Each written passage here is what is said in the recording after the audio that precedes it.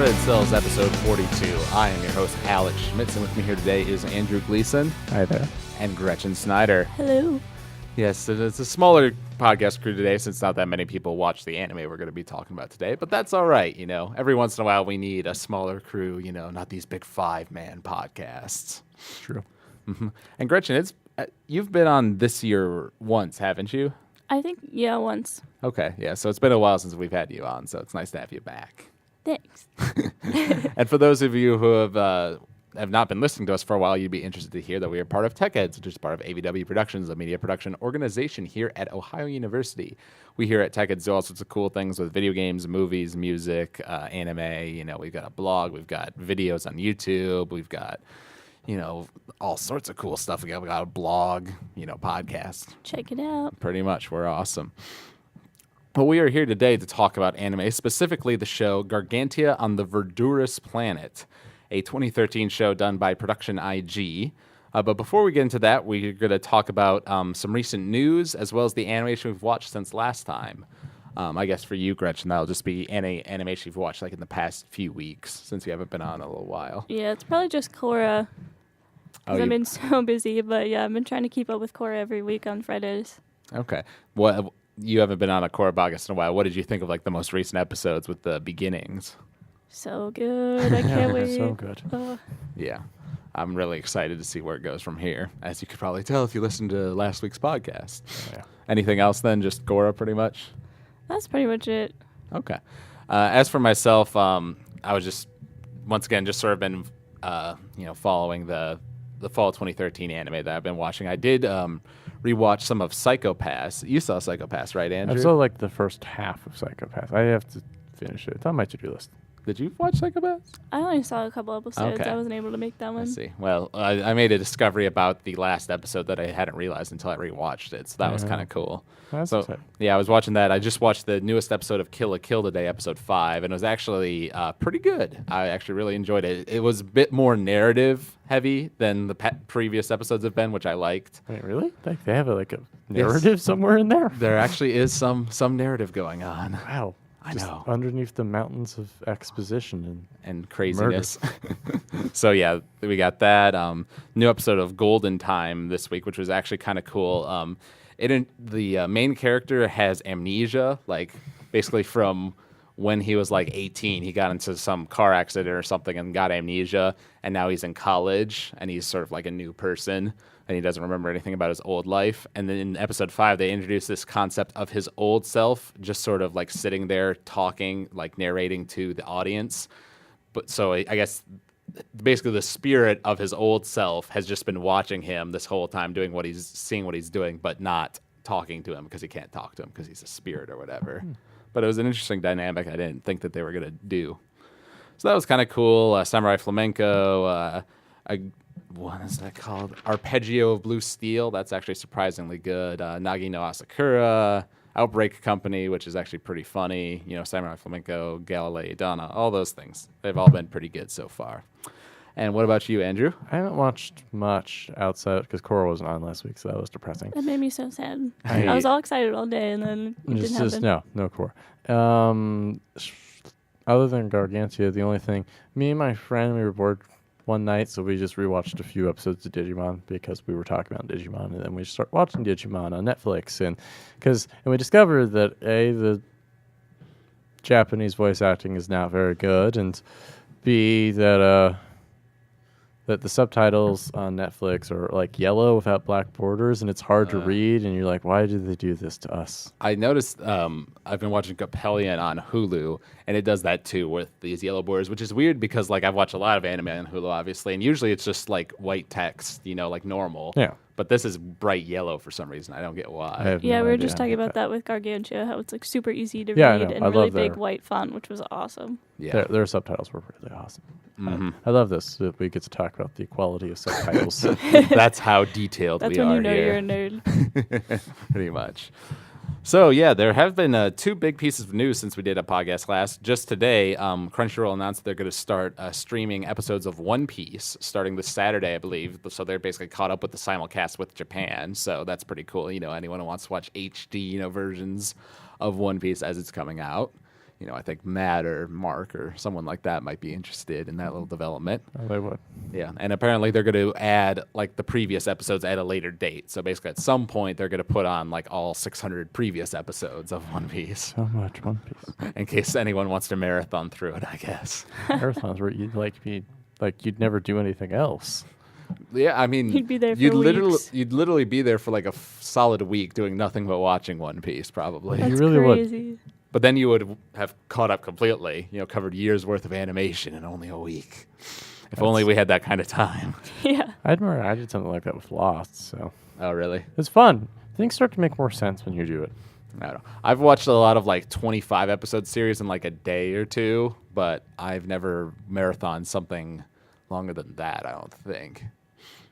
So there's that. And then the biggest news to come out in a while actually is there's this new show called Space Dandy that's going to be coming out. It's been licensed by Funimation, directed by Shinichiro Watanabe, the guy who did Cowboy Bebop, Samurai Champloo, Kids on the Slope, all these good shows. And apparently it's going to be released on Toonami in January before it's going to be released in Japan, which is obviously very unusual, but it's like a special deal that's been worked out between the guys at Adult Swim and the guys in Japan. So this is presumably because Shinichiro Watanabe's stuff, like Bebop, like Champloo, is usually more popular in the West than they have been in Japan. So I guess they see this as a better market for it. Yeah, it's still surprising, though, that it would come out here first. It is weird. Yeah. Well, and also because of that, Toonami is actually going to start airing Space Dandy at 8:30, or not 8:30, sorry, 11:30. So whereas the block has usually been starting at midnight, now it's going to start at 11:30 and go for 6.5 hours. Oh, that's impressive. Yeah, so that's pretty cool. Be looking forward to that. And Toonami apparently is also going to be showing some movies in December, like changing up its scheduling a little bit and showing these movies. What they are, they haven't announced yet, but that'll be cool. Funimation's also going to be simulcasting the subtitled version of Space Dandy on their website simultaneous with the, Toonami release. I presume that the version on Toonami is going to be dubbed already, like English dubbed, because it really wouldn't make a whole lot of sense otherwise, but I don't know that for a fact. But I don't know. From what I've seen of Space Dandy, it's not like the greatest thing ever, but it looks flashy, and it's Shinichiro Watanabe, so I'll definitely be watching it, trying to support this, because if it does really well, maybe we'll see more anime come to the West like this, which would be awesome, That obviously. would be awesome. That would be pretty exciting. Like it's already pretty impressive that it's just coming here first. Yeah, well, I mean, we've had some things like that recently, like with Studio Trigger, the guys who are making Kill la Kill, those people who came from Gainax. They released Little Witch Academia, this little like 20-minute anime short on YouTube, like legally for anyone to watch. It was pretty popular, and then they put a second episode of it on Kickstarter because Kickstarter is more of a Western thing than in Japan, and it like got the amount of money it needed in like a day, and Like made one day done. Yeah, well, pretty much, but then it made like way more money than they had asked for, and so it was a huge amount of support. So hopefully things like that, and the Space Dandy thing will start to show, that the West is a legitimate market for anime, which will hopefully mean better things for us down the road. Hopefully. All right. Now we've got that out of the way, we can get into our main topic for this week, which, as I mentioned before, is Gargantia on the Verdurous Planet. For those who are wondering what Verdurous means, I had to look it up. I think it means like lush and green and, vibrant. I wasn't even sure how to say that at first. I think that's how you said it. Even It I don't sounds right. know. Yeah, so it's kind of a... I like to just call it Gargantia because I don't really like that title. It's Yeah. wordy. Yeah, I agree. Most people just call it Gargantia, I think.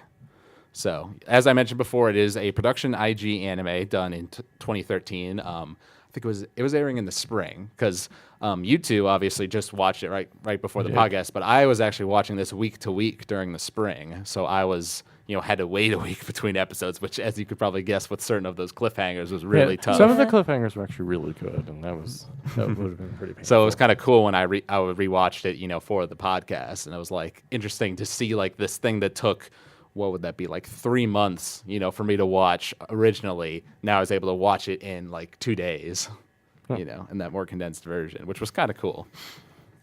And it's important to note that this show is written by Gen Urobuchi, the guy who did Madoka Magica, Fate Zero, Psycho-Pass.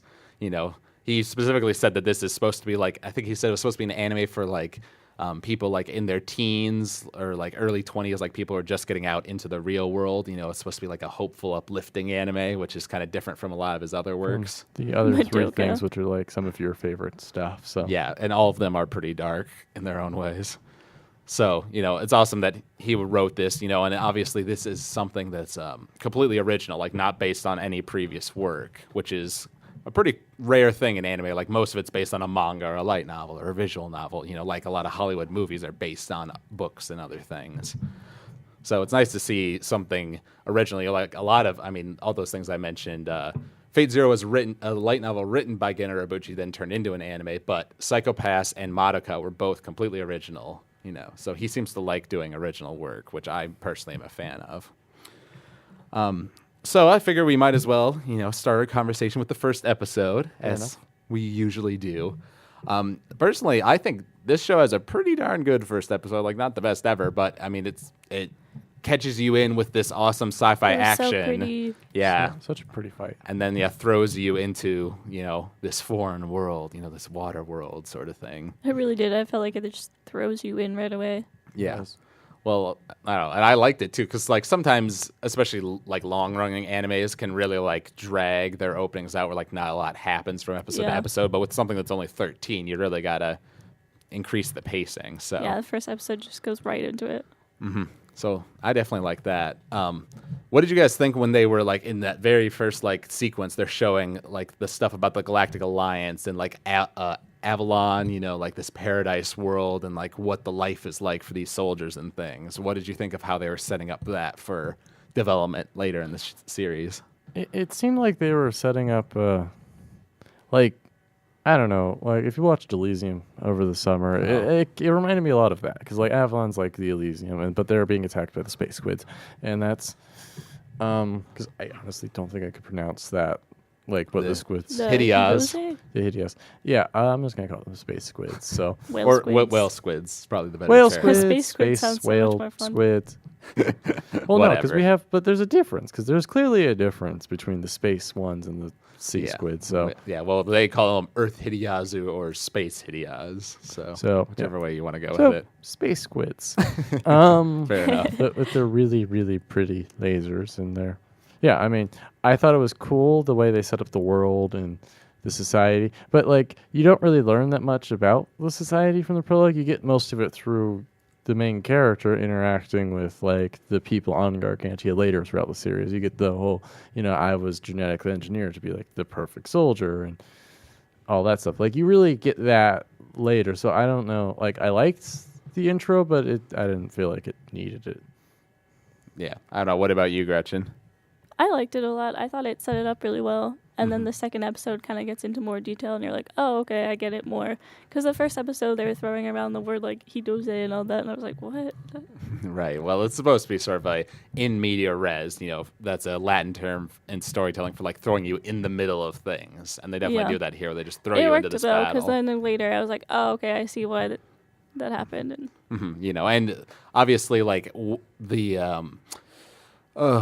are they called? The pilot interface systems, you know, and basically all of the ships and all the things in space are done in 3D, but it was well done 3D, you know, and it lets them do some really dynamic, like, movements with the robots and everything, which was cool for those space battles, I think. Oh, I love that. You know, and you brought up that, the pretty lights. I do love that crazy cannon thing that just shot out, like, that pink beam that just would go into more beams that apparently just decimates their entire fleet. It looks like the, like, huge, like, wave of lightning or whatever. Yeah, that looked cool. Which is something they never bring up in the show, obviously, because he doesn't like contact the Galactic Alliance at any point in the show because he can't. But they fast forward from when he gets thrown into the warp.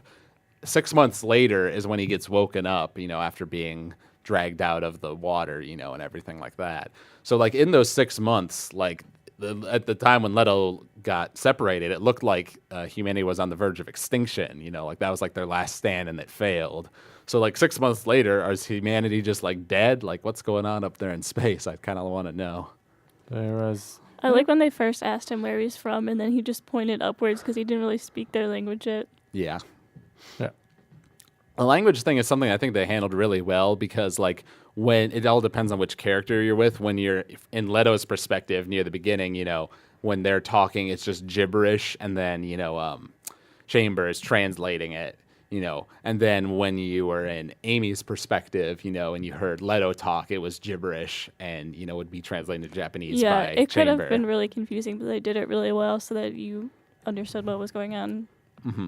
Right. Yeah. And I think they did it well, like having it make sense within the world, because like whenever Leto's just walking around the ship, he always has that little floaty thing by his head that's like translating, the language for him. Yeah, I love how they have that detail in like almost every shot in the series. So yeah, and that's something I like that you see develops. Like over time, he starts to learn. Like he speaks Japanese more and more often until by the end of the show, he can speak it pretty fluently. Yeah, almost. Yeah, definitely. I would say that by the epilogue, he was pretty fluent.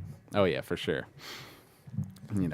And it obviously we got that scene in the first episode where he kidnaps Amy, and I always thought it was kind of funny when he like, what does he do? He's like running with her, like taking her hostage, like taps her butt, and you just hear her start screaming, but you can't understand what she's saying because it's from his perspective. And then nobody really was that surprised that he kidnapped her. They were like, "Oh, you got kidnapped today? How did that go?" Like they're all really cool. Like, yeah, I heard you got kidnapped today. Oh that yeah. sucks, man. Like, well, just know, like, oh my God, you got kidnapped today. Or you could no, just I heard you got kidnapped today. Like, there's just no big deal. That happens all the time. That's not important. Who needs it? And I thought it was funny in episode 2, they're sort of having this Mexican standoff between Leto and Chamber and, all the people on Gargantia. And Amy shows up and offers him the fish for peace. And at first he's just horrified because it's like a fish carcass. He's supposed to eat it. Because I suppose it's never explained, but I would assume the Galactic Alliance just like feeds them food like through nutrients or, some sort of He did vitamins. have the little pouch thing that he was like drinking out of at one point, and yeah, I guess it's implied that like they just have like like that, like a pouch of just like nutrients and stuff, and there you go. Yeah, they don't really have real food apparently. And I believe it was in the second episode when we saw the galaxies and like the lightning for the first time that's in the sea, which I always think like that's such a cool visual moment because like you guys were saying, Production IG did a really good job with the animation this show. It was beautiful. Both with like, I noticed more on the second rewatch, like there's a lot, like especially when you watch like cheaper animes, by more mediocre studios, like a lot of it is just characters standing still and they're doing the lip flaps or whatever. They'd usually incorporate either some movement into the character themselves while they're talking, like some extra thing they're doing or something in the background that's moving, so you can tell like they had a pretty big budget for this, because they made it look really good. And all the colors were just gorgeous the whole time. Very, really very colorful. Saturated colors, and really the eyes, especially Amy's, just how blue and they really stand out. Yeah, they were. I really liked the way they did that. And then with that space galaxy thing, like the blue, when the sea goes all blue and the lightning like comes out of the water, towards the sky. Like that was like, I remember when I was first watching, that was a visual moment. I was like, okay, that was actually really cool. This is where the show's starting to like really draw me in.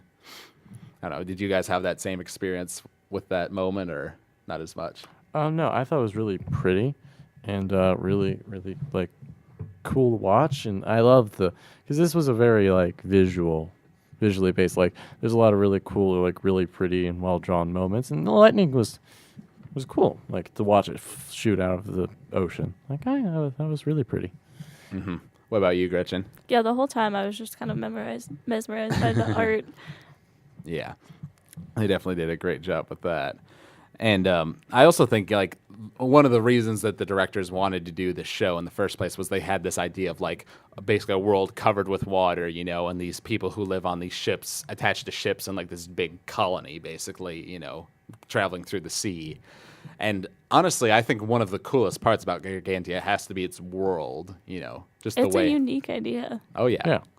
And they just basically take it like, okay, this is the situation. What would happen if this was the case? And they address like how they get electricity, because those light bug things that are in the galaxies, power their electricity. And, how do they, like when it rains in episode 4, like that's a big deal. I loved that collect part. the fresh water, Everybody just runs out, then they're like, all little happy. tarps and everything. Yeah.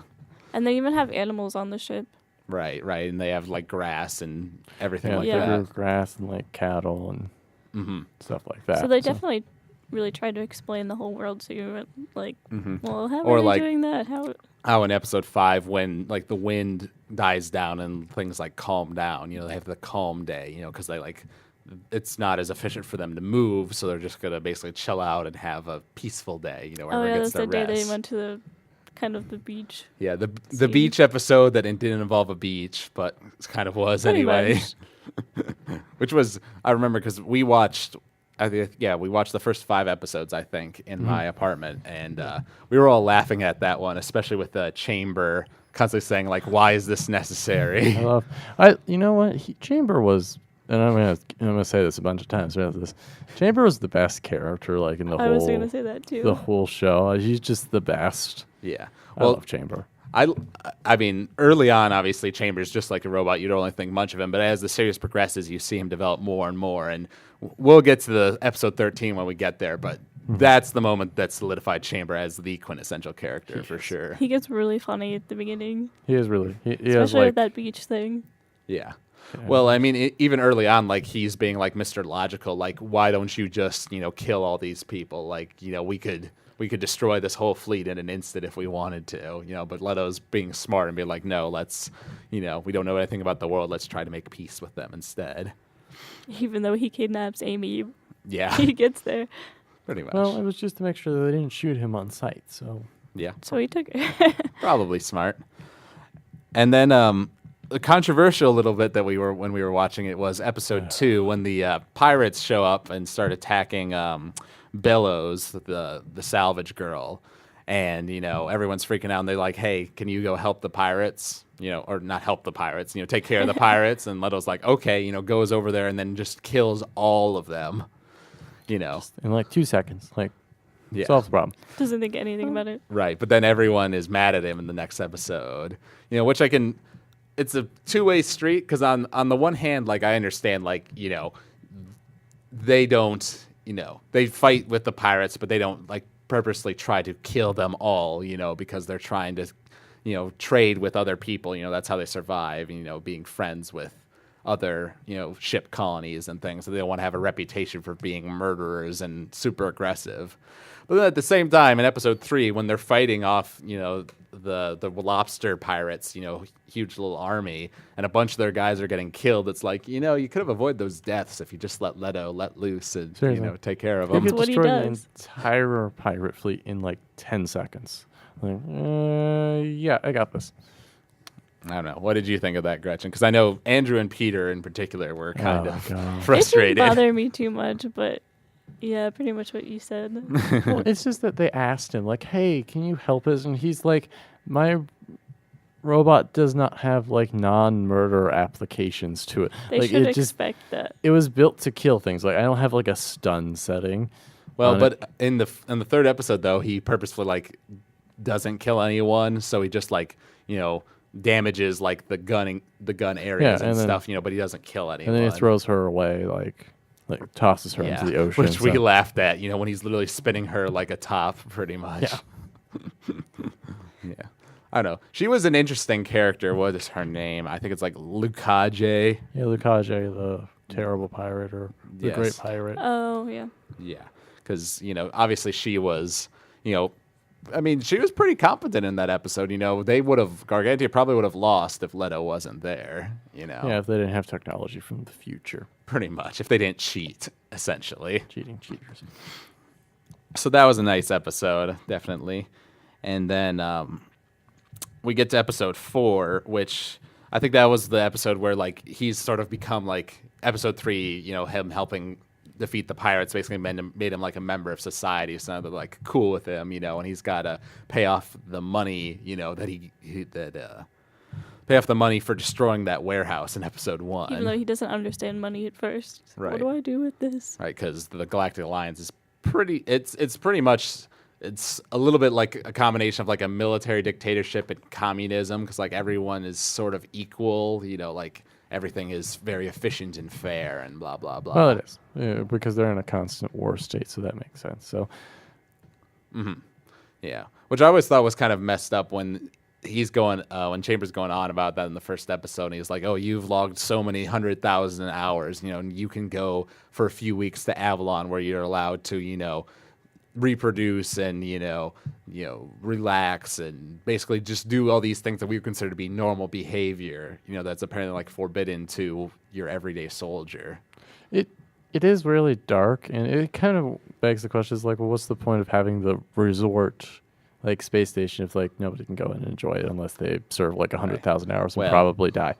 Well, I think the idea is like that's incentive for the soldiers, even though in that episode, I think Leto's like, why would I even need those things? I only need to be a soldier. He's been brainwashed so hardcore. That's all he thinks about when they first meet him. Yeah, but I feel like the privileged, like Elysium, the privileged in society live there, because I think they said like 400,000 some humans get to live on Avalon permanently,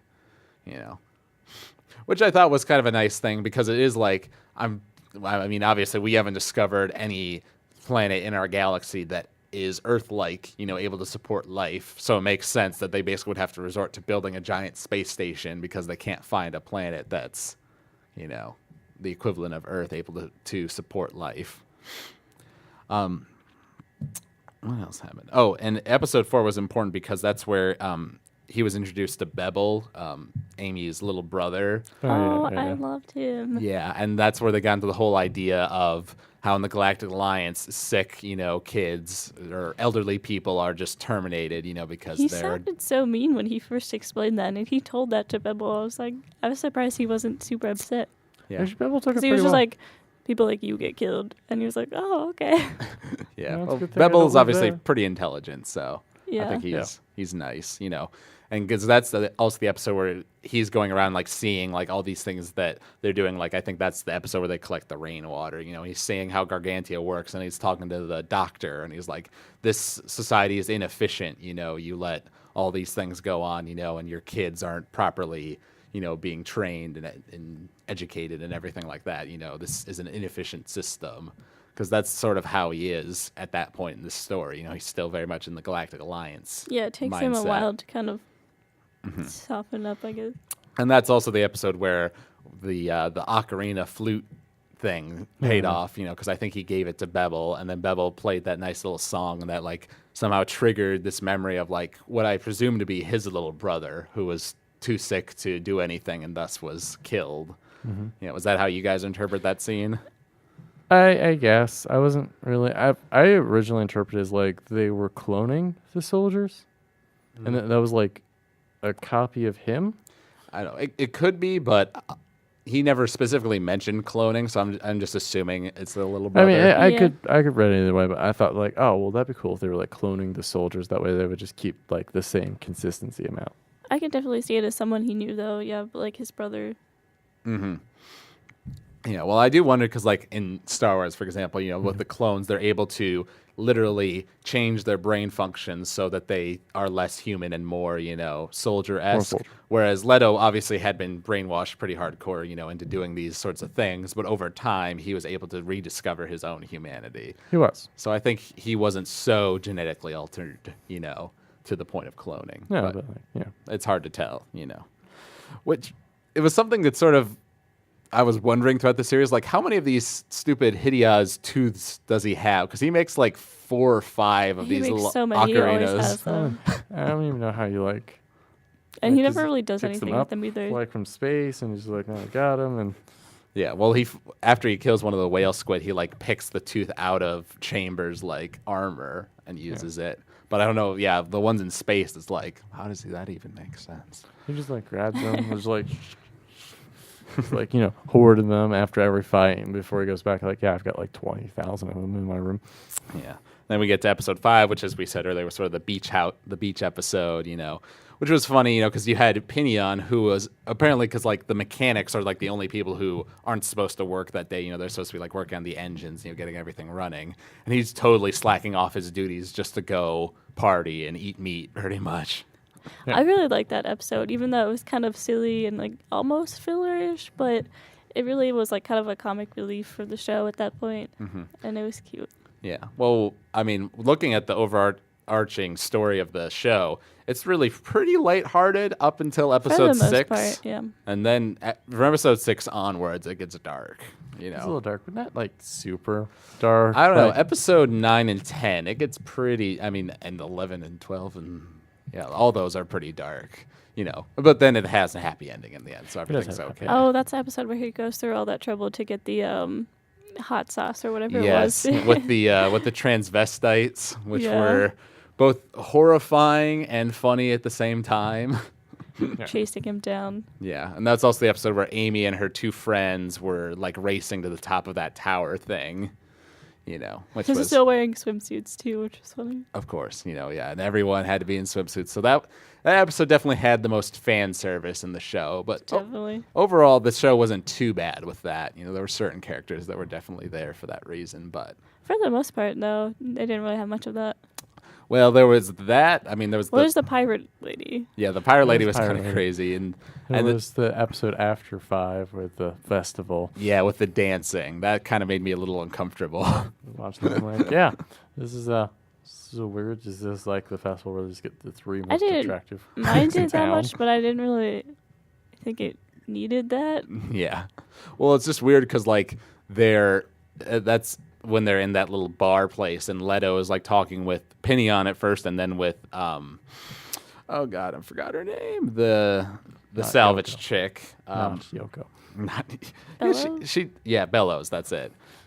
You know, about like salvaging versus doing Pinion's thing. You know, and throughout the whole thing, they're cutting away from that conversation to Amy and her friends dancing, and sometimes it goes into like these close-up shots on what they're doing, and it's like, so is like. Is like Leto just watching this out of the corner of his eye while he's talking to these people, Yeah. or what? You know? And then He's later distracted. he like asked her to dance for him, which was kind of weird. It was a little weird, but it was also kind of sweet.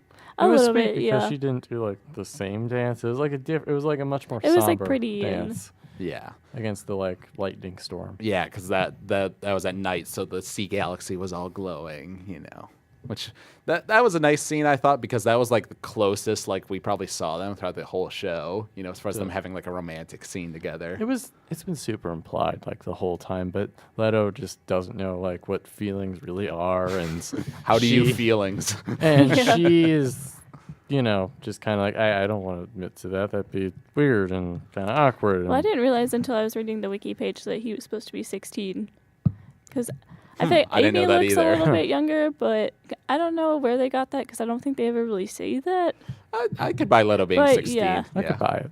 Yeah, I mean, yeah, he's somewhere between probably 15 and 18 at the oldest, I'd say. Yeah, I was thinking Yeah. maybe like 17, 18, and then Amy looks younger than him, definitely.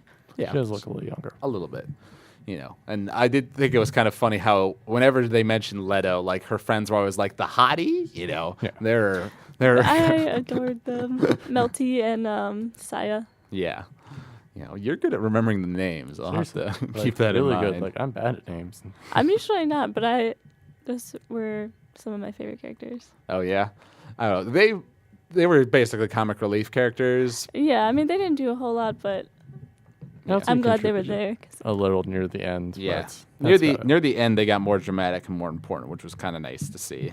Yeah, because before that, they just kind of popped in every once in a while. They're like, "Oh, Amy." Pretty much. Yeah, and then episode 6 was also important because they sort of fake you out where, you know, that woman comes down and puts the main course on the table and opens it up, and it's the octopus, and he's just like, Hideyazu, you know, points That his was gun funny. at it. You know, because at first I was thinking like, oh, is that the way, you know, is that a Hideyazu? You know, is that what they look like or whatever? And then they're like, calm down, it's just an octopus, you eat it, It's just food. you know. But like my problem, and we're gonna get into this in a minute when he actually does encounter the Hideyazu. Was that the next episode? Well, at the end of episode 6, he's salvaging something with Bellows, and then one just appears, and like that's how the episode ends. Like he's like Hideyazu, you know, and it swims towards the screen. he's like, and he's like, I'm gonna murder it, and everybody's like, no, don't murder it, and he's like, and he explains to them a lot, many times, like, these are the things that are destroying humanity where I come from. I'm going to kill it. It's literally all I do. I have like one job in my entire existence You is had to kill one them. job. One Yeah. job, man. One job, and I'm gonna do it. Yeah. Well, I honestly, I liked episode 7 and 8 because that's sort of where he's, debating on killing the Hideyazu, and they're dealing with the fact that the fleet is sort of splitting apart with what Pinion's doing and everything. And I really liked the way he explained it because it was partly, this is my job, they're killing the Galactic Alliance up there, this is for the best for everyone. But he was also like basically justifying it, like, I want to protect Amy, I want to protect Bevel, I want Earth to become like the Galactic Alliance, become a place where people like Bevel, kids like you have to be killed, to survive. Because he was basically justifying his argument by saying that the Hideyazu were ignoring humanity, the Earth humanity, just because they weren't advanced enough yet. Like, as soon as they reached a certain level of advancement, they would turn on them and kill them and everything like that. And coming from his perspective, where he's fought them all his life and they're actively trying to extinguish humanity, it makes sense what he's saying. No. Like, I was like, my problem with the whole situation was that the other people just kept telling him, no, you're wrong, instead of like listening to his side of the argument. This is what he does. This is like his job. Like, the robot was built for this one purpose. Right, but they do say the whale squids, as they call them, are kind of considered to be sacred, and like when he kills one, it goes around the whole ship pretty fast, and everyone's like, oh, bad luck, misfortune's going to befall Gargantia, And to their credit, as we learn later, pretty much the Hideyazu, the Earth Hideyazu, the whale squid, whatever you want to call them, and the humans have sort of found a way to coexist. Like, they don't kill them, they don't kill them, They just don't interact really ever, so. Right. Unless you go down into their nests, then, that's you bad. stir them. Mm-hmm. So I thought episode 7 was, because episode 7's the episode after 6. That was a nice little episode because that's where you got the that huge flock of them like going underneath the ship and everyone like powers down and is like really silent. Like this sort of moment of tension. And Leto is having a stand down with Rigid and Amy, because Rigid like points a gun at him and is like, I'm not gonna let you go kill all these things. Which is weird because like, haven't we already gone through this? The gun isn't gonna help you if anything. Right, but He's thankfully going to kill. Leto has enough common sense not to do that. Thankfully, although at that point in the show, he's sort of been. We know how crazy he is about killing the Hideyazu, so it sort of makes him a bit more unpredictable, which I kind of liked. I will say, in episode 7, like near the beginning of that episode, the fleet commander is getting a checkup with the doctor. And I was totally like, okay, he's going to die. He's totally going to die. I did. And then, of course, he dies at the end of that episode. I didn't think it would happen that quickly. Well, doesn't he say at the beginning of the episodes, like, he says something about, like, these legs were, like, going to remember walking around. And then, like, 2 scenes later, he's, like, walking around the command deck. I'm like, wait, I thought your legs didn't work. Like, what happens? Like, well, he definitely stood up at one point. I don't know if we ever saw him walk. No, he walked, because he was, like, in the command deck, I think, when he was, like, and I think he sat down, and then he's, like, and then he issued, like, one last command, and then he had, like, a heart attack. Yeah. And died. And it's like, well, that was the end of that. Yeah, it seemed really sudden. A little bit, but the doctor had said, like, you should, take a rest, don't get involved in anything stressful. And then later that day, a bunch of whale squids come up that have the potential to destroy his entire fleet. And, Pinion and this other guy, Flangy, are leaving Gargantia. And it also is a short anime, so all these things have to happen so fast. Yeah, a little bit. Which I thought was a nice, like you were talking about, these good cliffhangers. That's a pretty good one. The fleet commander just has a convenient heart attack right at the worst moment. Convenient heart attack. Pretty much, And I really liked, talking about the world more. There's just some little things that like don't go into a lot, but just are just sort of there. And I really like it because it shows that they thought the world out. How they do the funeral with like people pouring sand in his casket. Yeah, no, that is cool. And like then obviously pushing it into the ocean, letting it sink down. I thought like that and makes perfect sense. And they have their mourning clothes too. They all put on black. Yeah.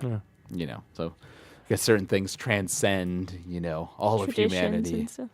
But my biggest problem with the, like around the funeral time, and I didn't know if you were going to get right into this, but was them all doubting her as like the new fleet commander. What was her name? Rigid. Rigid. Because it's like, but as far as we've been watching the show, she's been basically the fleet commander for like all the episodes. Every time something happens, she's just like, he just turns to her, you make a decision on it. Like she's been just doing it. And I don't know why they're complaining. Maybe he knew though that was coming, and he Yeah, well, he was definitely breeding her to be his successor for a Yeah. while now. And you're kind of right. She had been doing most of like the grunt work, of being the leader anyways. But I think their fear was like she had always been doing it with the guidance of the fleet commander. Now it's all on her, and she was so young, and they're like all these old men, So I think that's what they were sort of concerned about. And you had to sympathize with Pinion and the Flangy, the shipmaster who was leaving, like they were basically thinking if we can get these treasures, of the old world and maybe we can restore the prosperity that they had then, and like create a better life for our people, it was all done with good intentions, well, good intentions. And then Pinion just sort of takes and decides to become a warmonger pretty much, but we'll get to that later. He does. For like 2 episodes, he's a warmonger. A little bit. Well, I should say Or is it warmonger. like- He's just being like really aggressive. Or is it 2 episodes? Isn't it just like 1? Because isn't it the end of the episode where he becomes a warmonger that the other fleet shows up? Well, yeah, episode 10, is basically him being a dick. And There's then, one episode where he starts saying bro like every sentence. yeah, well, because Which gave me flashbacks to Grunt the God. because Bellows is like, well, it's funny because I think Pinion might be voice acted by like Keaton or someone from that show. It's either Keaton or Kamina. Like we were talking about that. We're like his voice sounds very familiar. I think and I'm it's like, Keaton. I think it's Keaton too. But Bellows is talking to him like, because she obviously doesn't want Gargantia to split up, and he's like, I'm doing it, for my bro. We have to kill those damn whale squids. Yeah. And she's just like, that's just a dream or whatever. Or that's foolish too, something like that. And I felt really bad in that episode because, like, that's where we got some drama with Melty and Saya because Melty's family is on that shipmaster's set of ships, I guess you'd say. So she has to leave, and she's separated from Saya and Amy. So Amy is losing one of her best friends and Leto, and she feels like she can't leave Gargantia because she's got to take care of Bebel. So she was feeling really down in that episode, and you were kind of feeling for her. At least I was. Yeah, I was too. Yeah, 'cause she's like crying as the ships are separating, and it's all, they were such good friends. He was getting to be human, but no, got to go kill those whale squids. But no, let's go genocide them. Fire squids. Pretty much. I will say something that did kind of bother me. Like, it was kind of nice that episode focused on Ridget, like pretty much exclusively. It does feel like this fleet commander was obviously basically like a foster father to her after her own father died. So it seemed kind of strange that she didn't show up to the funeral until literally the last second. It did feel weird. And they were like, aren't you going to put on your morning clothes? And she's like, yeah. yeah, guess. okay, I mean, sure. I get it because she was like trying to be productive during that time and figuring out like what we're going to do in this time of crisis and being a good leader and all that. But She was. at the same time, I liked her like leadership, but I felt like after that episode, she didn't really do anything. well, Like, Gargantia sort of fades in the background does. until like episode 12. So until, I wouldn't even say so like episode 13 when they get the attack rolling, really. Or Well, no, I guess it's episode 12 12 is- is when they use the they, Heaven's they, Ladder. or yeah, they whatever. start activating the cannon thing. Yeah. So yeah, 12. It just really just faded in the background. Like after that, till 12, because it just focuses on Leto and Pinion's, Whole thing pretty yeah, much. and the squids. The squids, all the squids. Squids. Yeah, so that was a good episode. Nice to see some focus on Ridget. I liked when, how Bellows was like totally behind her back, like just like how the fleet commander relied on you, you need to rely on people like me and like everyone else. You don't have to take it all on yourself. And she goes and basically tells them that, in that big speech to the crowd, and wins over their support and everything. So it's like, yay. Yay. You're becoming a leader. And episode 9 is definitely one of the best episodes because it starts out like literally Leto's like jumping in chamber into the water and just starts killing these whale squids left and right. La la la la la la. A little bit. Squid. This is good. It's good to know what that he I'm does back best. to normal. Which it's almost a little strange because like when you're watching it, like you expect like a fight with like the main enemy of the show to be like this big dramatic thing, where the hero has to overcome all these odds, but he's just massacring them like without any difficulty. Looks That's what Chambers he's like been doing like all his they're life. like So 120th of the strength of like the normal, like the space ones. So because these ones haven't evolved to require to fight humans in their technology, Right. So these ones are just like, yep, swimming around. Oh wait, what's that thing? Oh my God, it's murdering us all. Pretty much. Like he said that these Hideyazu, like their exoskeletons were different because they lived in water rather than in space. But yeah, they were much weaker than the space ones. So he no just big deal. massacred through them, which sort of like, because I knew when I was watching the show, I knew at some point they were going to get to what the Hideas were. It was going to be some big revelation that would, shake Leto's convictions. But they did it really well. I mean, when he gets into that, facility, he's going through there laser beaming all like the baby Hideazu, which you see look a lot like human babies and their little things. So that's your first hint that. Really? And then you're like, that's what this is. Because at first, my big theory was that the humans made the Hideazu, which was kind of right. But like the human made the Hideazu to create this war state, so that technology could just continuously advance. But that turned out to be not completely true, and the actual solution was. Yeah. Well, I've heard this term like on TV tropes. A lot of people talk about the a Wham episode. Like the Wham episode is like the episode where it gets like really dark and really dramatic, like, and sometimes suddenly. And episode 9 was definitely the Wham episode for Gargantia, because I mean it had been building up this whole whale squid thing for a couple episodes, but then it got to that, and that's where it was like, this was the big revelation. The show really starts to build up. Yeah, like for Madoka Magica, it's episode 3. For Cowboy Bebop, it's episode 5. For Gurren Lagann, it's episode 8. Episode 8. Yep. Episode 8. So, and personally, like, I really like when they get into that flashback. It's just basically a montage of like news things from over the course of like a couple decades. I guess. I love that. That was a really cool way of giving the exposition. Yeah, and it seemed pretty believable. And that basically like this second, I think it was the 4th ice age is like descending on humanity, and we have to get off the planet. And you have these 2 different camps. Basically, the people who just want to go into space as humans, and then these people who are trying to adapt their bodies into these squid people, basically, so they can survive in space. Actually, in the vacuum. It's kind of interesting because me and Pete, who were watching at the same time, I had 2 different readings of this. I had a different reading from you. Is that there was like one camp that was like, okay, let's go into space, and then there's another camp. They were called the Evolvers or whatever. Yeah. It was like, no, let's become squids. And then there was a third camp that was like, well, but I don't want to be a squid because that sounds weird and unnatural.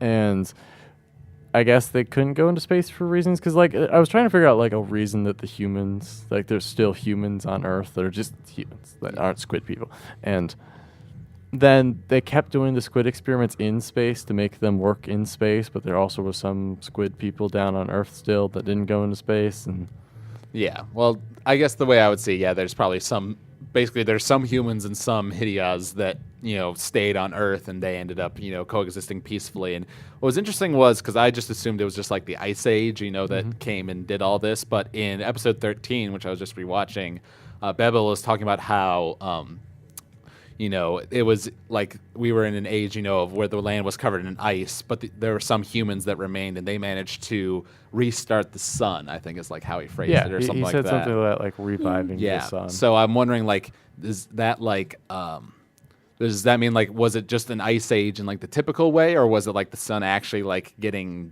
dimmer and they had to like somehow scientifically make it brighter again? No way. Or a combo of the two? It's a little vague. It is the whole backstory is a little bit on the vague-ish side, like, because there's like a lot of information being dumped at you at once, and you've watched it twice, so you've got a better understanding. Yeah, I don't know. Yeah, I mean, I understand it pretty well, but I mean, they leave a lot of details out, obviously, because they didn't want to spend 2 episodes worth of just exposition, because I'm sure they could go into it in great detail if they wanted to, but that wouldn't make for a dramatic story now, would it? So I don't know. I thought that whole thing was nice, and it was pretty, shocking when you're watching that and you see that image of like the Hideas swimming through space, and it's got the head of that one guy who was like the first experiment, like in the back of it with all the tentacles or whatever.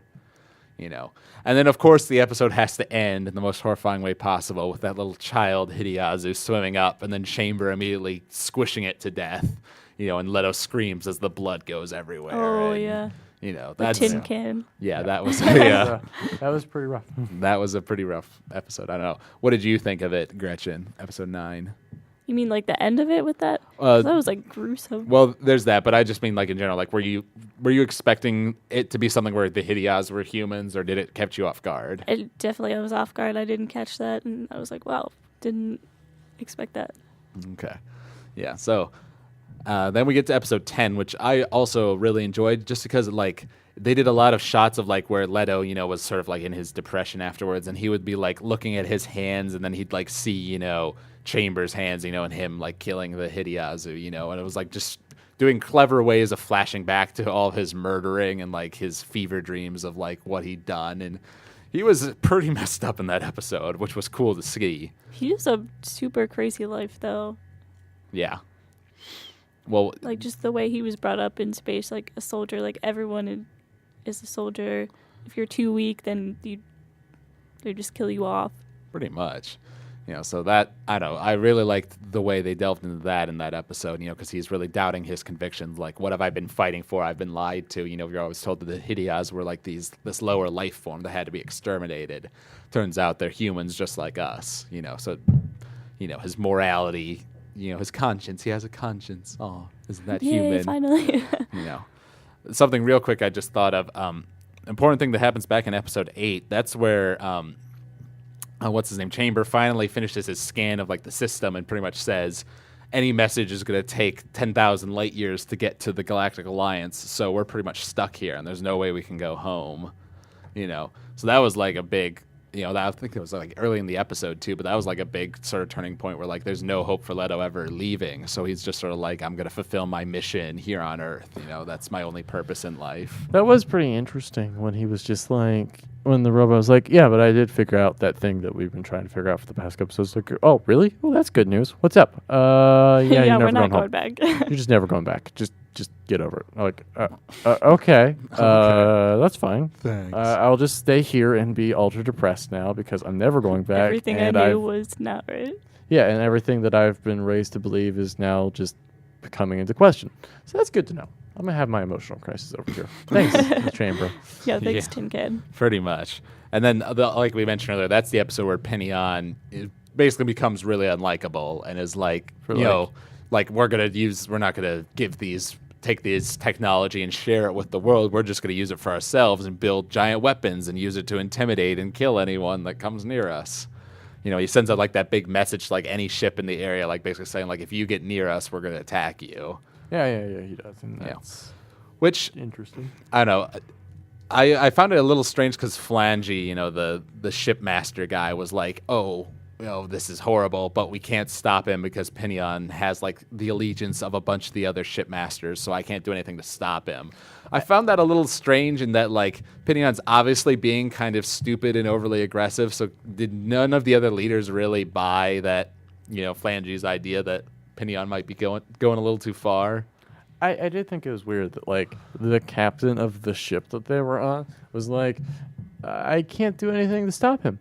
And I'm like, well, why are you captain and he's not captain? Shouldn't he, like, doesn't that make him captain now? Isn't that how this works? Well, he pretty much acts like a captain. He's the one issuing all the orders and, doing takes everything. over. Pretty much.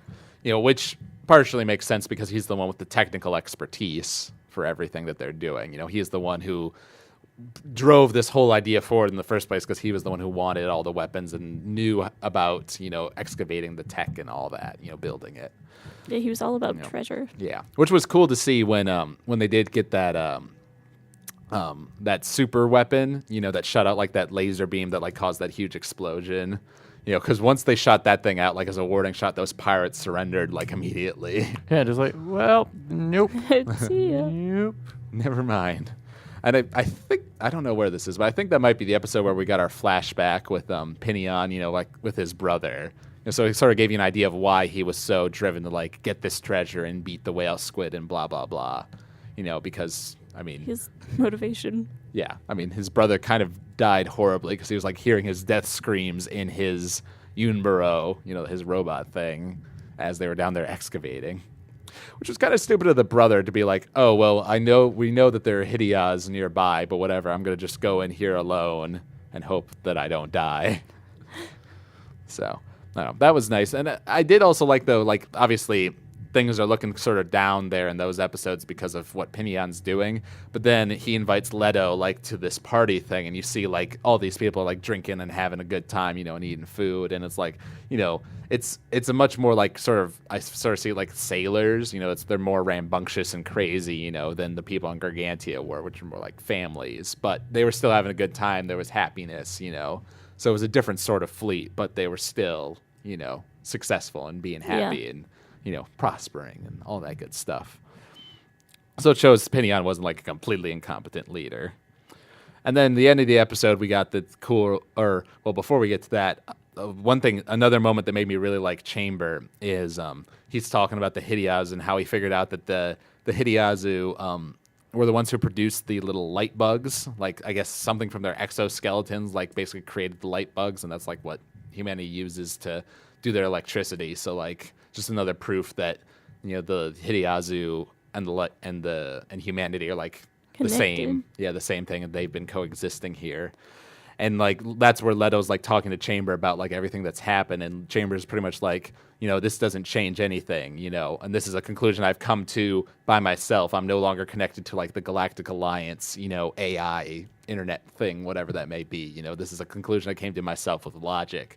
Basically saying that even though the Hideyazu are human, the Hideyazu are a type of creature that has completely rejected civilization, whereas humans are, the Galactic Alliance has tried to sort of create the perfect civilization, so they're like these two beings that have completely opposite, worldviews, and so thus they have to attack each other, try to destroy each other, their ways of life are so different that they have to fight anyways.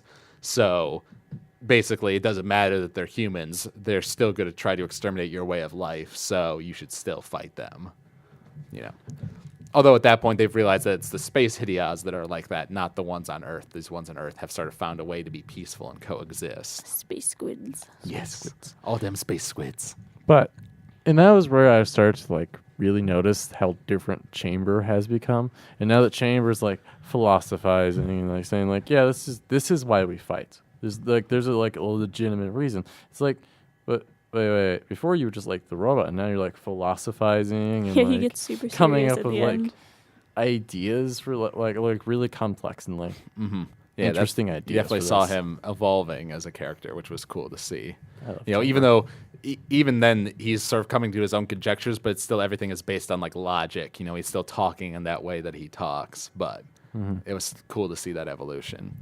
And then, of course, that has the big cliffhanger with Kugel's ship just showing up with that image of his, his mech displayed up there in the sky. No, I love that. I was like, what? Wait, really? That was a twist that got me. Like that was the one that like most of the twists I was kind of figuring out, but that one was like, wait, really? Where the hell did you come from?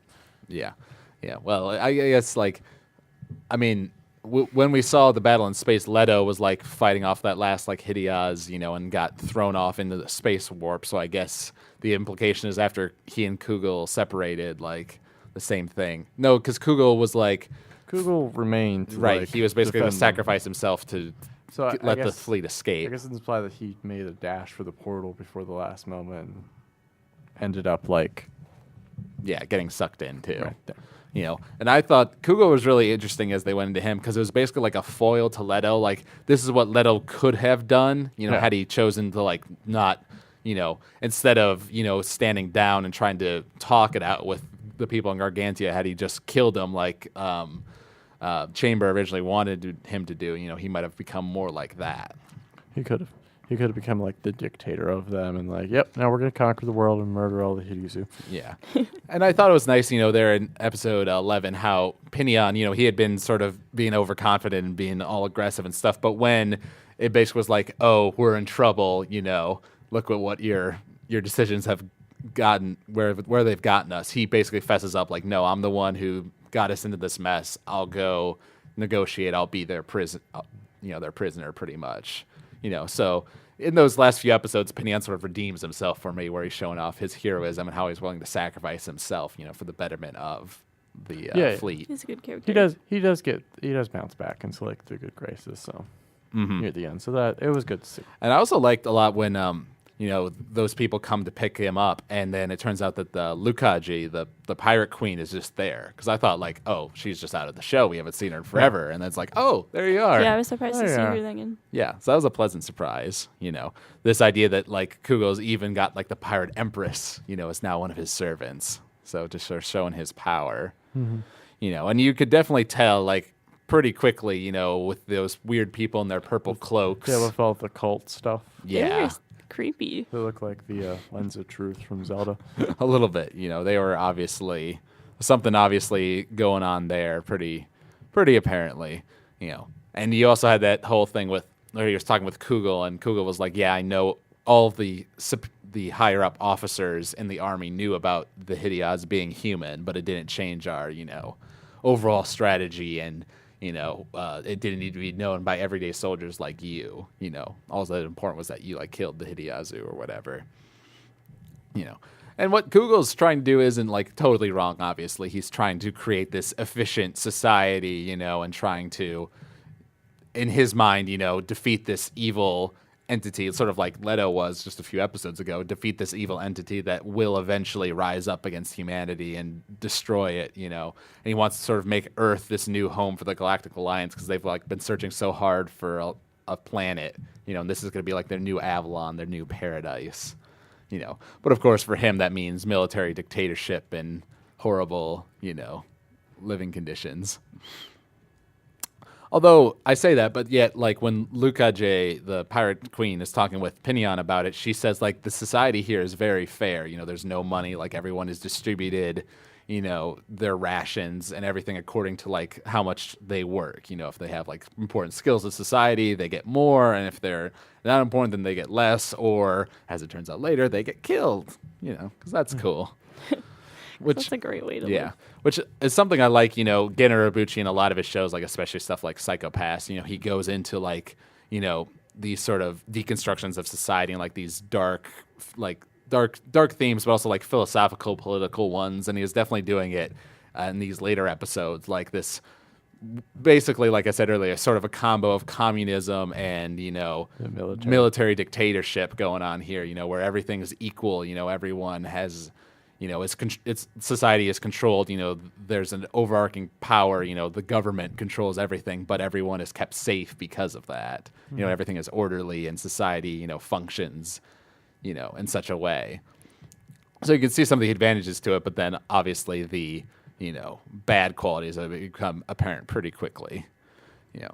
Which was something I thought was pretty effective. I think it's in the next episode 12, when the rain happens. And whereas when the rain happened in Gargantia and everyone was happy and collecting the rainwater, they view it as a time of okay, we've been blessed by this rain, so we're going to send off our weak and old and ill. Oh, and they zipped him up in the white. Yeah. Because of the water. Because that Pinion and Leto were watching that whole thing, and that's where that was the straw that broke the camel's back, if you will. They were both all right, we're not dealing with this. It's nope, never mind, we're rebelling. Because I think when he saw that, Leto thought of his little brother, and then thought of Bebel, immediately, and was this is the thing I don't want to have happen. It was creepy because there were a lot of them, and the chairs just slid back, and they all it fell was into the water. you saw all those bodies falling in. Yeah, There was and they a were couple watching dozen. that, and they were like, "Those are people." Yeah. And I also thought it was, there was a nice little twist there where Kugel's there's one place that we need to go attack. And it's what could it be? And it's of course, it's Gargantia, because where else could it be? And I think it even, his little computer drawing of Gargantia even, zooms in up on Amy or something like that. Just reasons that are of course it zooms in on Amy. Just to for remind drama. you that, she's also there, and you're going to murder her, adorable face. Murder that adorable Well, face. she's so cute. so central to, everything in the show except for, the back end of the plot. Yeah. She's not very important in the last couple episodes, No. plot-wise. Not plot-wise, but she's connected to Gargantia. Yeah, and she's the primary motivation for Leto, which is obviously important. Shipping it. Oh, shit. You're filling Clara's shoes here. The Yes. ship. Well, it's just so obvious. They're they totally Yeah, the whole show, they're just have feelings setting for them each up. other, but like I said, he just doesn't know Kind how to of. feel, and she doesn't know how to express those feels for him. And that's the episode where Melty was actually important because she flew the message to Gargantia, basically telling them to run away because, they're being targeted. I like that part. Mm-hmm. And that's where, it was nice to see that key thing that the fleet commander gave to Rigid. I thought that was just the key basically for the engines, but it turns out, this is a key to a secret super weapon. What do pretty they much. call it? Super weapon in here. Heaven something? Heaven's Ladder, I think. Yeah. Yeah. Which was kind of cool to see that that really tall looking tower that's apparently just there to shoot out water. Actually, it does something else because like it shot out water, but that was like to buffer like against the force of the like bullet being shot out of it. Which I thought was a pretty cool little thing. That Gargantia is basically like this secret super weapon thing from the ancient times. They were ready. Yeah, I like that.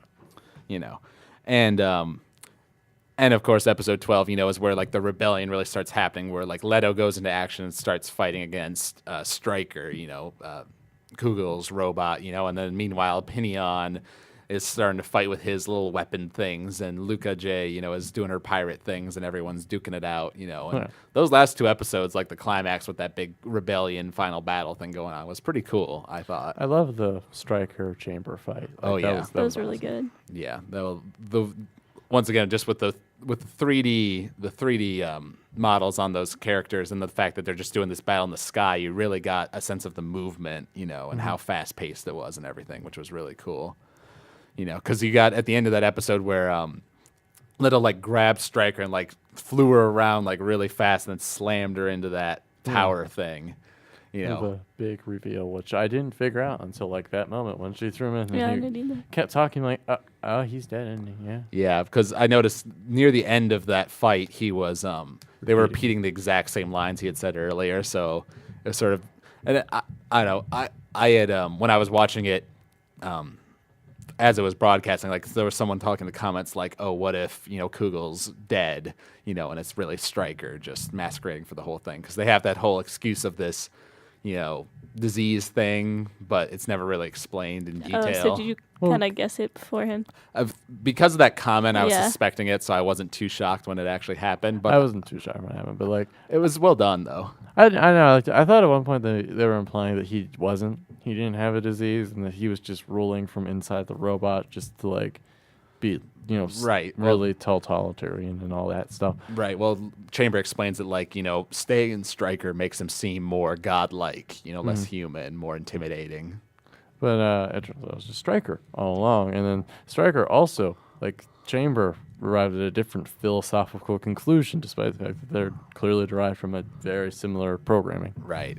Well, and I liked it there at the end of that episode where he opens up the cockpit and Kugel's body is just there, but then as soon as he opens the hatch up, his body just crumbles like into dust immediately. It was really creepy looking. It was.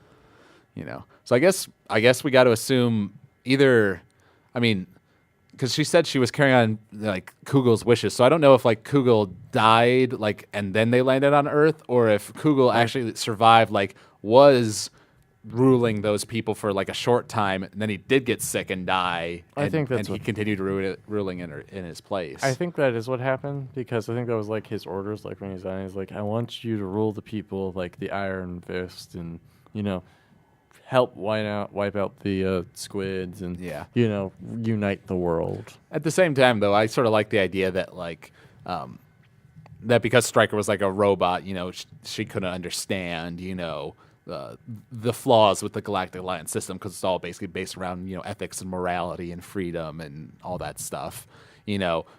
So this whole idea of like the robotic embodiment of the Galactic Alliance versus Leto, who has now sort of evolved into a understanding the importance of humanity and how great this place is and everything like that.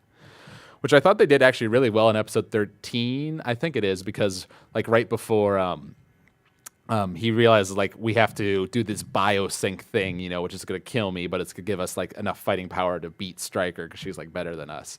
And before Chamber's like, "Are you sure you want to do that? It's going to kill you."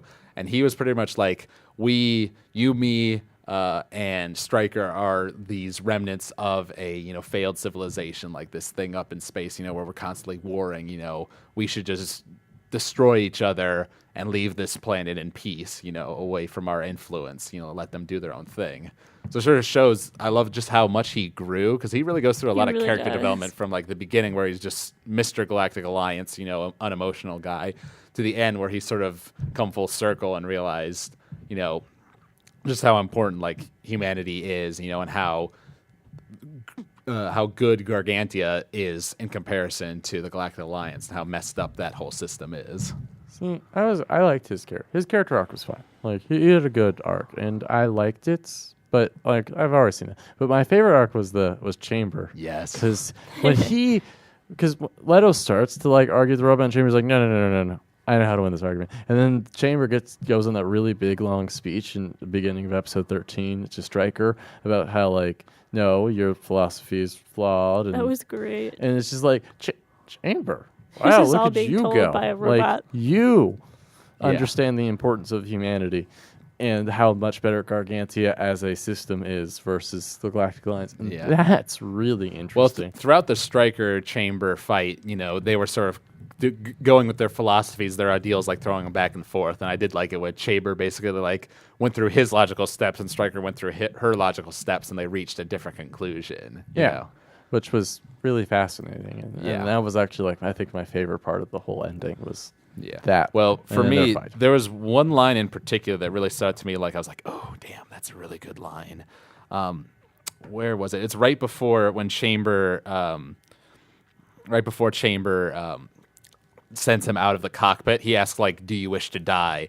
And Leto says, "Even though I know how to die, I don't know how to live. Yet for my sake, there was someone who helped me look for a way to live." And that's like where he's like Yeah, crying, that saying was like, "I such a want to good meet her line. one more time." I just love that. I think that's Gen Urobuchi writing. Even though I know how to die, I don't know how to live. Coming from him, Yeah. that's just such a powerful line. I think. It was really And then thinking of Amy. Yeah. It was cute. Well, because I mean, she literally like flies towards his battle and was like, yelling at him like, we believe in you. Don't give up. Blah blah blah. We're gonna help you. Fight with you. Because Gargantia is shooting the cannon at that point. And I thought, I mean, I remember when I was initially watching the show, like that was such a cool moment where Leto like says that, and then Chamber puts him out of the cockpit and was like, you're unsuited for combat. Because you have this other desire, and then Chamber sort of reveals his real intentions, where he's like, my job is to help you achieve your greatest goal, like help you achieve your greatest success, so like go on and see the world and have adventures and do amazing things. I have high expectations for you, Leto. And then he goes off, and by far the best line in the entire series has to be, go to hell, you tin can. I know. And I was like, when he was building up to them, I'm like, is he gonna say go to hell? And he's like, go to hell, tin can. I'm like, yep, you have won this series. Yeah, because for me, like I enjoyed Chamber, how much he evolved, but that moment, like when he lets Leto live, pretty much, and then says that, and then blows himself up, basically with Stryker, that was like, oh man, I was feeling the feels real hard. That was really good. Like I was even comparing it to like the Merry Go in One Piece, which is just like the pirate ship. And spoilers, at one point in time they have to burn the ship because it's like too broken up, and they have to get a new ship. And it's one of the saddest scenes in the entire show. And they're basically Oda manages to make you cry over a boat. Like that's how good he is at storytelling. It's sort of similar here, where Chamber, I mean, it's sentient and it talks and everything, so it's a little bit different. But basically, this thing that's just been sort of a vehicle for transportation this whole time becomes such like the Philosophical best character in the show, Yeah. and you get so sad when he dies. So that was great. Seeing like basically what Pinion had called him throughout the entire series, having him throw that back in Stryker's face. It was cool seeing Luca J come and rescue Pinion, like he was gonna sit there and basically blow up his little treasure island, and take all of the bad guys out with him. But then she comes out at the last second to save him, which was kind of cool. I was sort of, putting on my shipping glasses over here. I was sort of feeling something between Pinion and the Pirate Empress. She definitely has a thing for him, but I don't know how much he reciprocates. Yeah, I would agree with that. But there's definitely something going on there, And so and I did like how they animated like that cannon thing, because it like you saw it like break apart, into like these different modes, and then when it hit, it was just like this big explosion thing, So that was pretty cool. And then you sort of got that little epilogue there near the end with like Leto is now like a salvager / like researcher, like he's going and like finding out more about the whale squids and about humanity's past and everything like that. which was cool to see. And Bebel's now like teaching classes on history, to everyone there. Oh yeah, all the little kids. Yeah, I like that. That was cute, and then he and Amy, it definitely looks like they're together, Yeah, they definitely look like at least going to be a thing in the near future.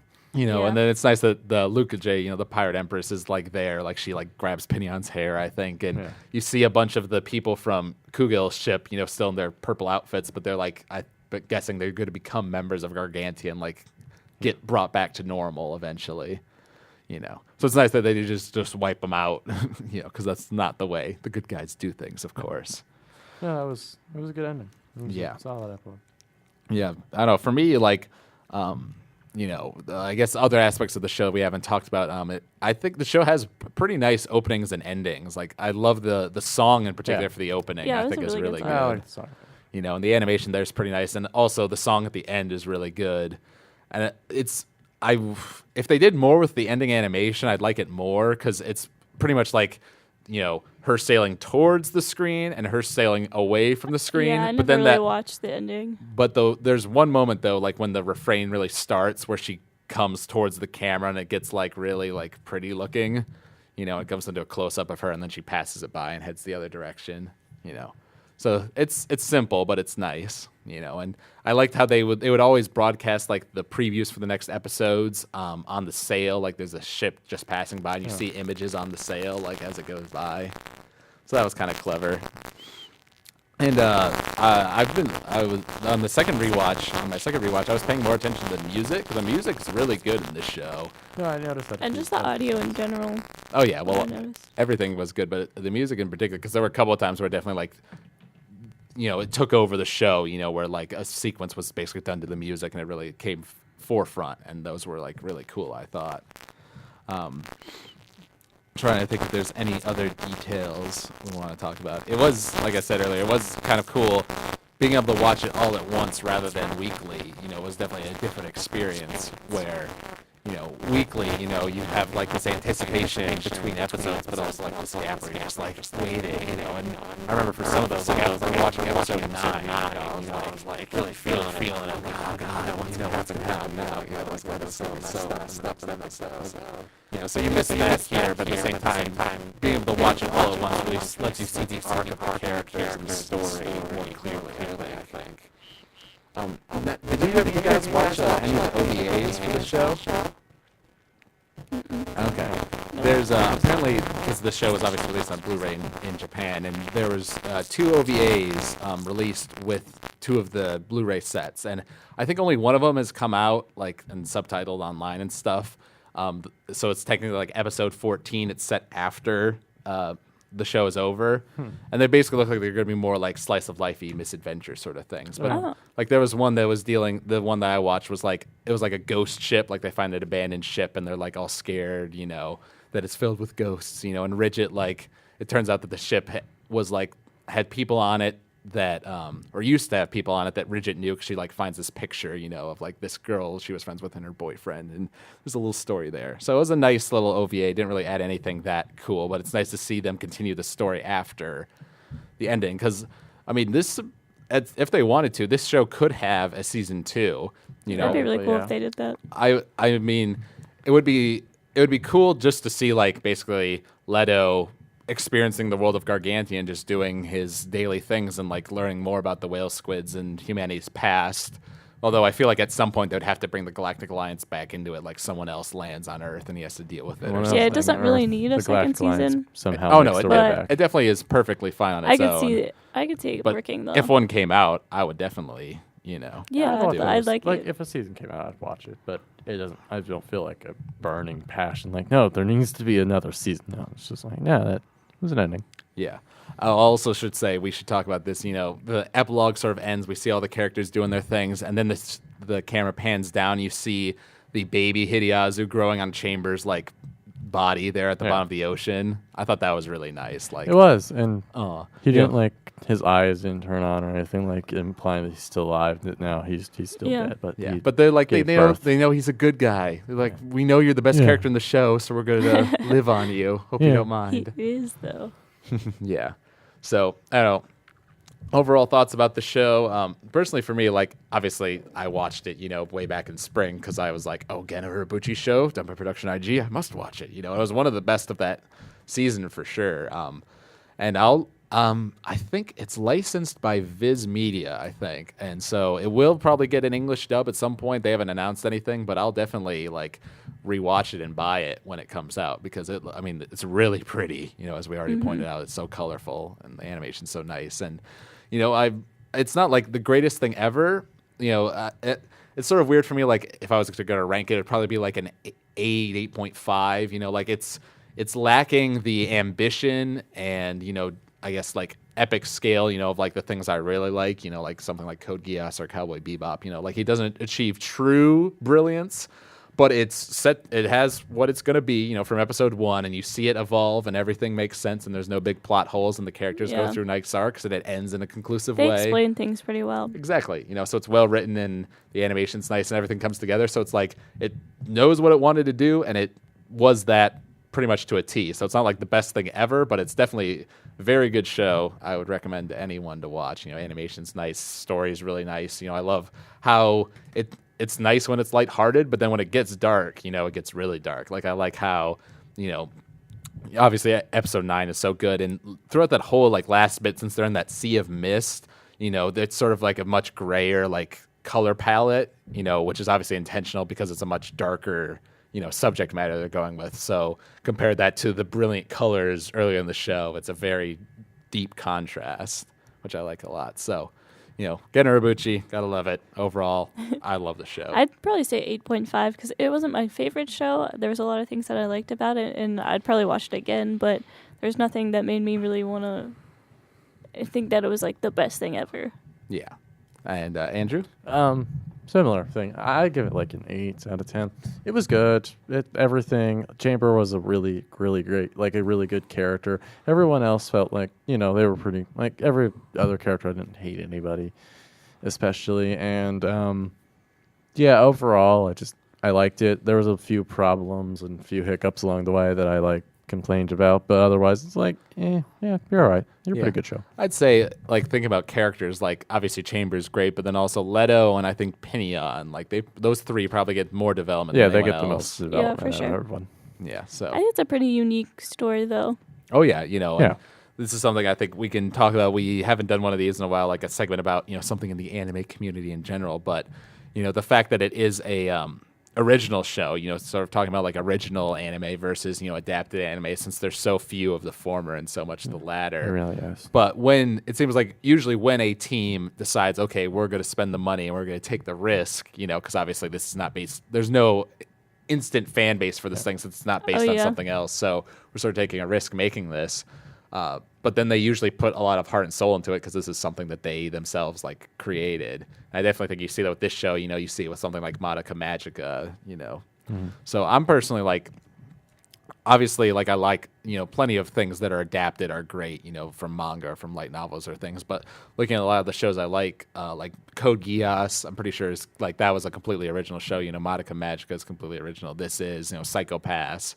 So a lot of the anime, Cowboy Bebop, a lot of the anime I really like is like just original material that these guys just came up with and are really passionate about. So I want to see more original anime, like not to have adapted works go away entirely because obviously there's a lot of great material that should be adapted, but there needs to be some sort of balance. I don't know. What do you guys think about that? Yeah, I really I think you're right with the risk because when you make a manga like something like Bleach, like people love that manga, and then you make a show about it and people are like obviously going to watch it. But I think they did a really good job with this show. It's good.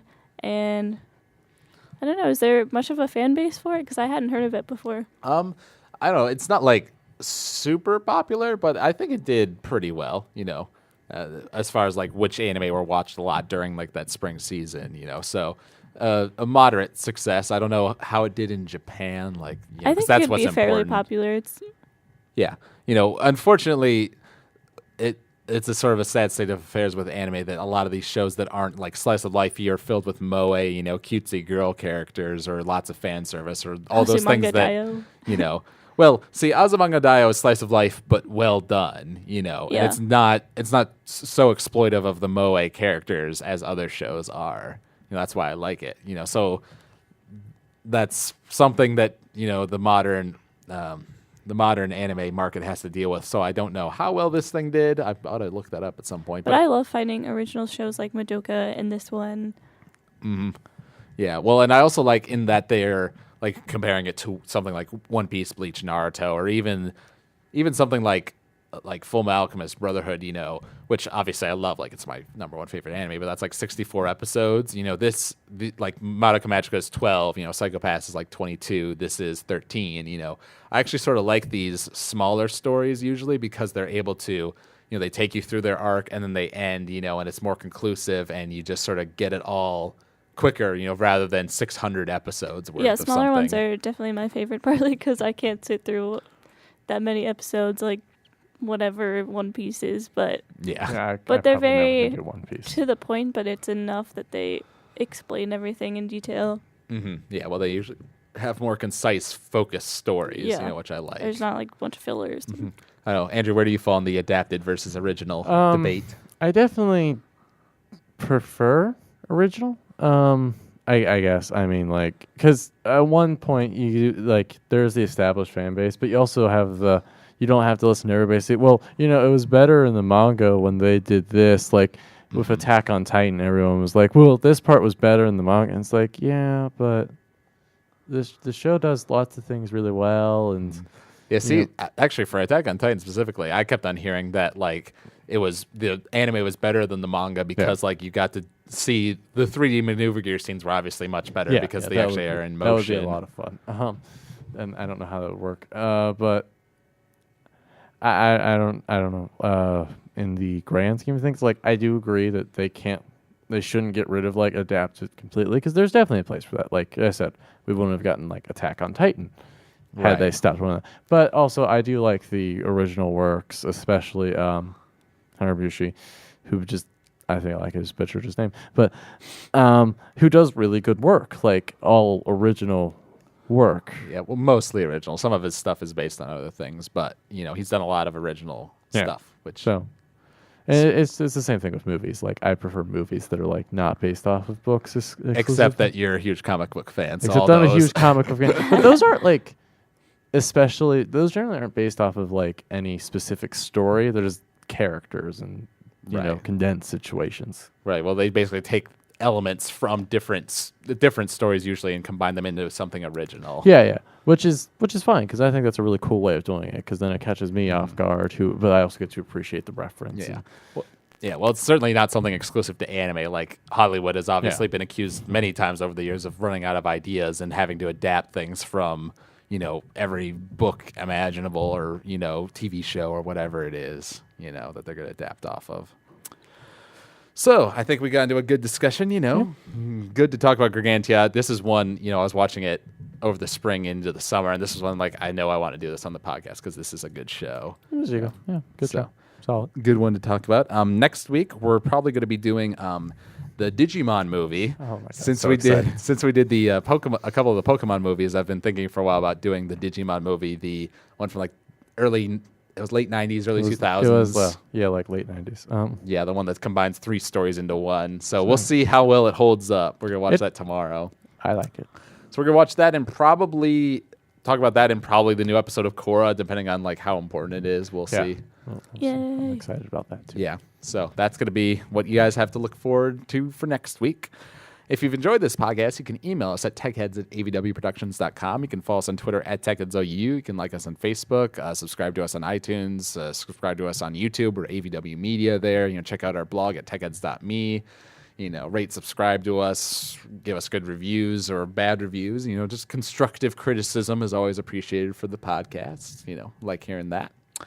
I want to thank both Gretchen and Andrew for being on here today and helping us do this 3-person podcast. Yeah. I think we did a pretty good job. It was fun. It was a good show. Yeah, it was fun. All right. And thank all you out there for listening. And we will see you next week when we talk about Digimon, Digital Monsters. Sweet. This product is copyright AVW Productions 2000.